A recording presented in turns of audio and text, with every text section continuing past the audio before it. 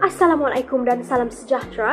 Saya Siti Nurul Safia binti Abdul Fattah akan membentangkan hasil kajian akhir projek 2 saya yang bertajuk Kajian terhadap faktor yang mempengaruhi penggunaan sistem bangunan berindustri IBS dalam pembinaan bangunan di Sabah. Apa itu sistem bangunan berindustri? Ia adalah teknologi bangunan pasang siap yang dihasilkan pada persekitaran yang terkawal sama ada di dalam ataupun di luar tapak bina, seperti contoh light gauge steel frame dan juga dinding semen board.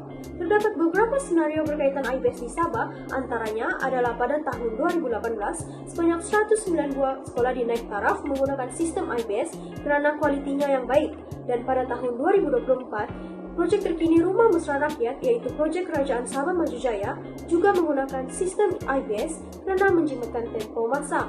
Selain itu, pembinaan syarat di Kundasang juga menggunakan komponen IBS, iaitu light gauge steel frame.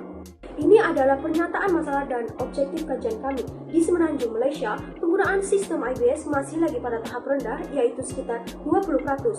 Ini juga membuktikan belum ada kajian teliti berkaitan IBS di Sabah.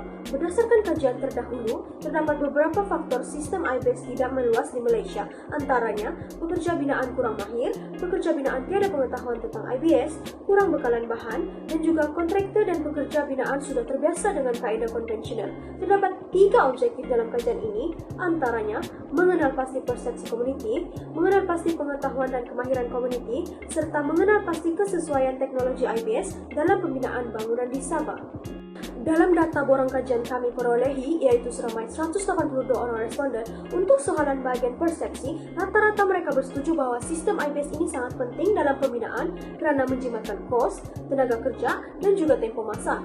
Soalan bahagian pengetahuan juga responden menjawab secara positif, di mana mereka bersetuju pengalaman dan pengetahuan berkaitan sistem IBS mampu menyelesaikan kerja pembinaan dengan lebih cepat, dan kita dapat menilai sistem manakah yang lebih menguntungkan, sama ada sistem IBS ataupun konvensional.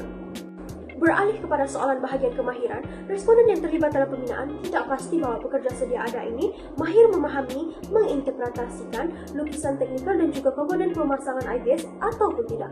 Mereka juga tidak pasti pekerja binaan sedia ada ini terlibat kursus dan latihan IBS ataupun tidak, kerana berdasarkan sesi sharing knowledge bersama Jabatan Kerja Raya, mereka menyatakan ada isu di mana pekerja ini selama 5 hari berkursus, hanya 3 hari sahaja pekerja binaan itu hadir.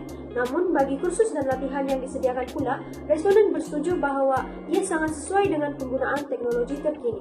Bagi soalan berkaitan teknologi, rata-rata responden menjawab IBS ini sangat sesuai dan memenuhi standard piawaian pembinaan di Malaysia, dan kualiti pembinaan terjamin serta sesuai diaplikasikan di Sabah.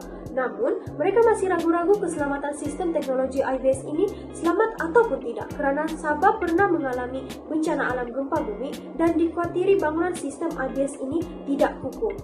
Berikut adalah beberapa cadangan daripada syarikat, agensi, penyedia latihan, dan juga institusi yang terlibat dalam pembinaan, lebih-lebih lagi dalam menggunakan sistem IBS.